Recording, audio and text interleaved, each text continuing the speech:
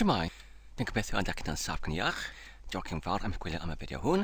Heddiw, rydyn ni'n mynd I barhau gyda'r datblygiad o'r WefanAp, GemStoriAp, ac felly, os rydyn ni'n edrych ar yr rhestr o beth i'w wneud, y gyntaf beth yw I odynnu geriau oddi wrth ag a data sydd dechrau gyda'r collnod, ac wedi yn golygu hyn, dwi'n mynd I addasu hyn yn ychydig.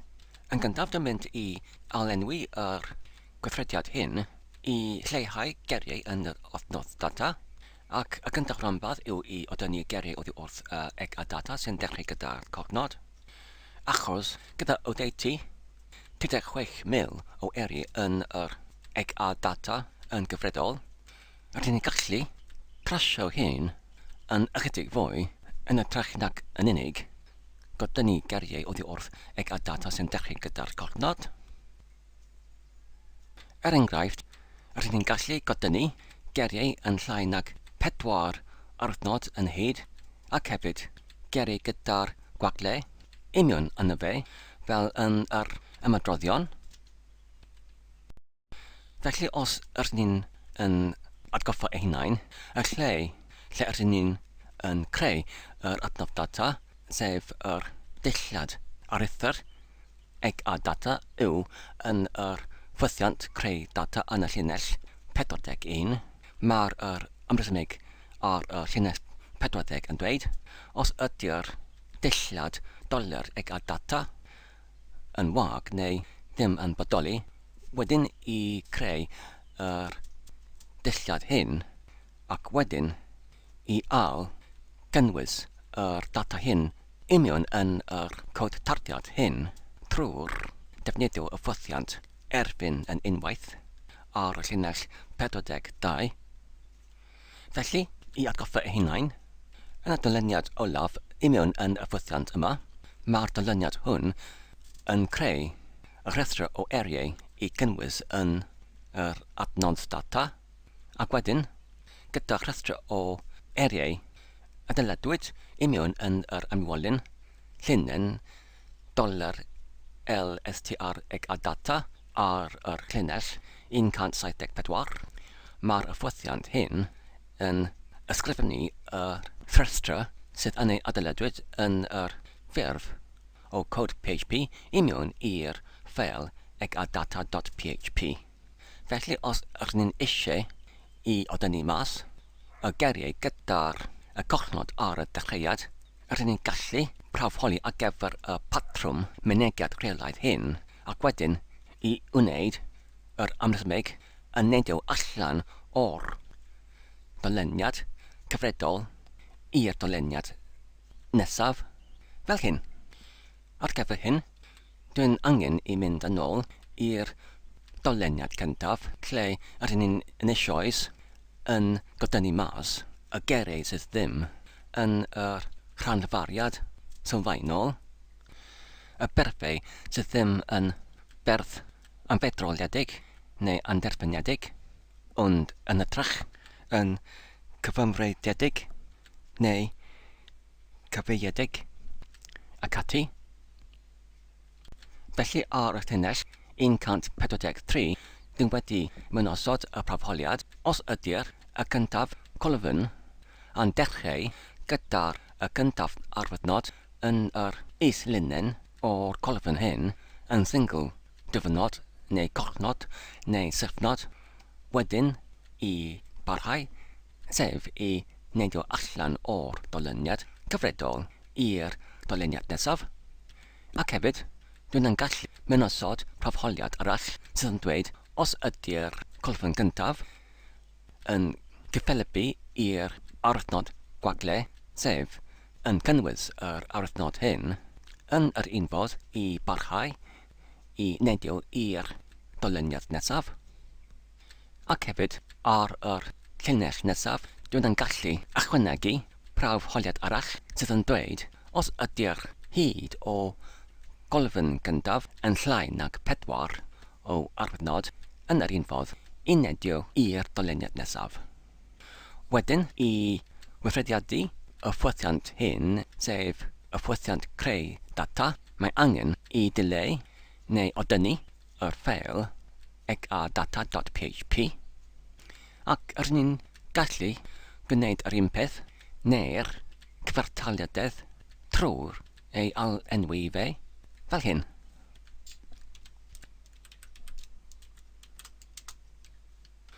Wedyn, os rydyn ni'n mynd yn ôl i'r dudalen gyntaf o'r WefanAp hyn ac i dadlebu, ac wedyn os rydyn ni'n nawr yn agor yr ffeil PHP yma,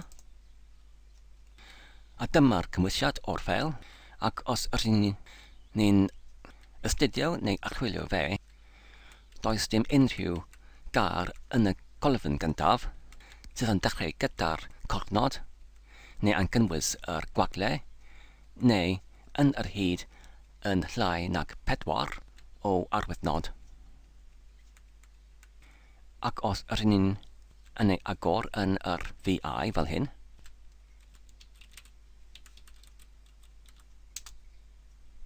rydyn ni'n gallu gweld mae'r 34,108 gair yn bodoli yn yr ffeil yma. Wedyn, os rydyn ni'n eisiau i aildechrau yr app yma i osodi gwybyn data fel y fo yn yr un cyflwr fel ar yr dechreuad ar gyfer y defnyddwr, rydyn ni'n gallu mynd i'r tab cymwysiad, ac wedyn yn dileu pob un doddiad sydd yn berthnasol i'r app hyn, fel hyn. Ac wedyn, rydyn ni'n gallu mynd i'r tudalen amwell gyda'r cyfeiriad yr unwaith peth fel yr pregell rhiant, fel hyn.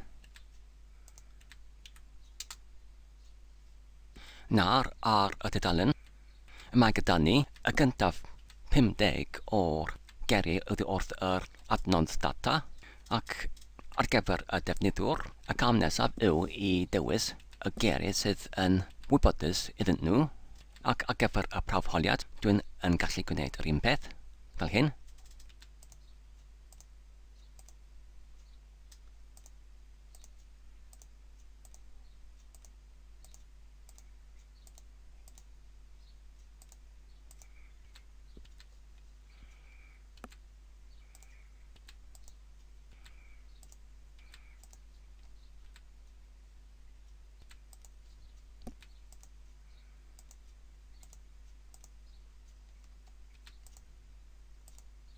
Ac wedyn dwi'n clicio ar y botwm nesaf fel hyn, ac unwaith eto.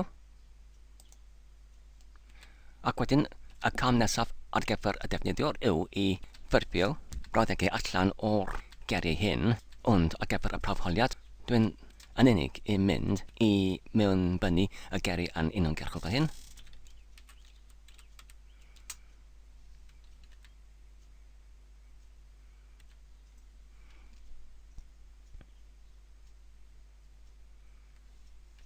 Ac nawr, dwi'n gallu clicio ar y botwm llawrwytho.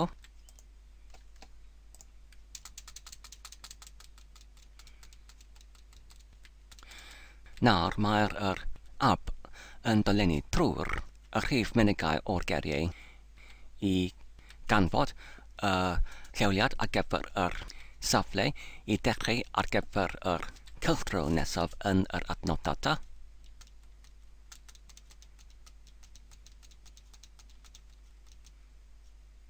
Ac rydyn ni'n gallu gweld mae'r safle nesaf ar y rhif munudau 38, ac os rydyn ni'n edrych i mewn yn y ffail llawrwythwyd, mae'n yr unwedd fel y destun i mewn yn yr destun blwch sydd yn gywir.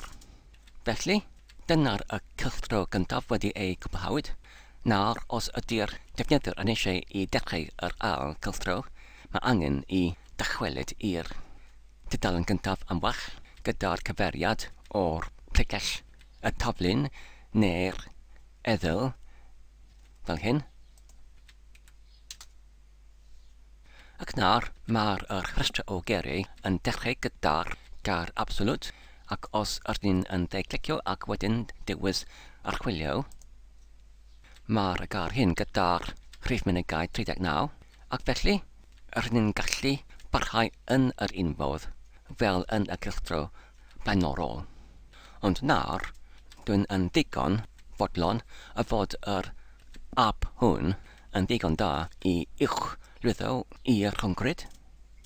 Ar gyfer hyn, mae'r amrywiaeth o foddau sydd yn wneuthuradwy, ond yn arferol, dwi'n yn defnyddio y meddalwedd ar gyfer yr FTP neu protocol trawsgrifo ffeil.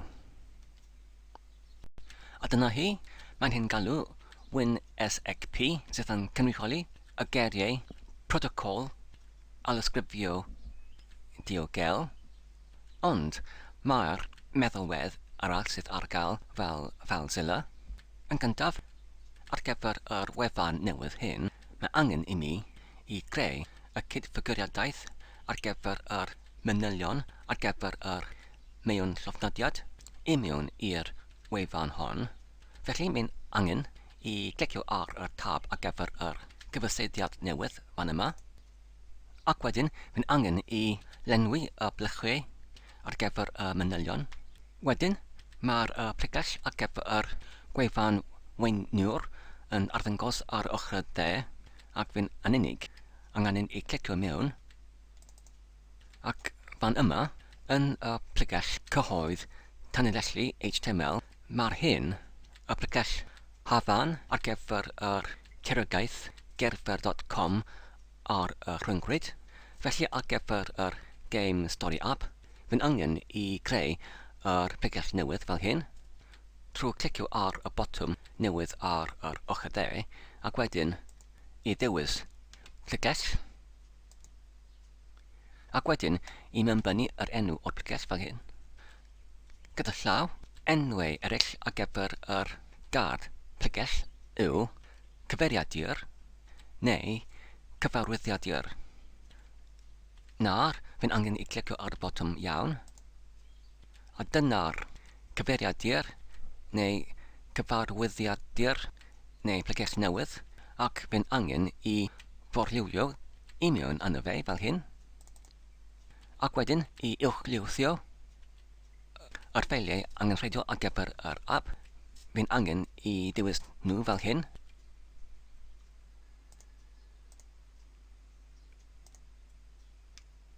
Trwy clicio ar yr ffeil gyda'r botwm rheoli i ddewis y llywsogrwydd o'r ffeiliau, ac wedyn i clicio ar llygodyn, ac wedyn i ddewis uwchlwytho fel hyn. A dyna nhw. Ac nawr, ar y wefan gerfer.com, os dwi'n yn morliwio i mewn i'r cyfeiriadur GemStoriAp fel hyn,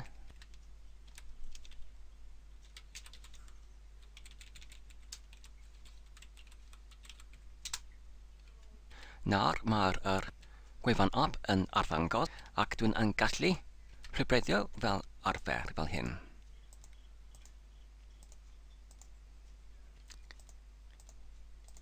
Ac os dwi'n nawr yn clicio ar y botwm nesaf, ac wedyn unwaith eto, ac wedyn i fewnbynnu geiriau fel hyn,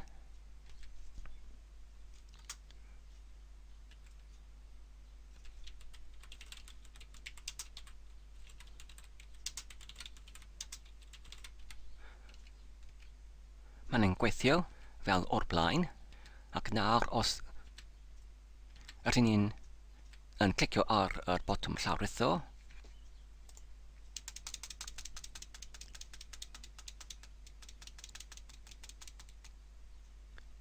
dyna'r ffeil sydd yn cynnwys y data QR.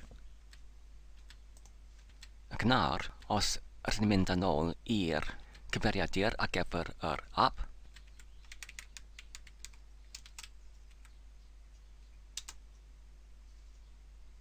mae'r geiriau newydd yn nawr yn arddangos ar y tudalen. A dyna ni i gyd ar gyfer nawr, ond fel arfer, mae'n angen i gefnifynnu y cod tarddiad. Felly, yn y pregall neu cyfeiriadur neu cyfarwyddiadur o'r taflun neu Eddyl, mae angen I alsgrifio y ffeiliau, ond yn gyntaf fi'n angen I dacluso yn ychydig trwy'r godynnu y ffeiliau sydd yn anghyfreithiol, sef yr un fan yma, ac hefyd yr un sydd yn dechrau gyda'r xxx, tanidlellu. Ac wedyn fi'n angen I pwyso ar y botwm rheoli gyda'r A I ddiwedd rhywbeth yn y pregell, ac wedyn rheoli gyda'r ec I gopio, ac wedyn angen gyda D I forliwio i'r ffon cof allanol ar y gwriwr D, ac wedyn y rheoli gyda'r V I bastio I mewn.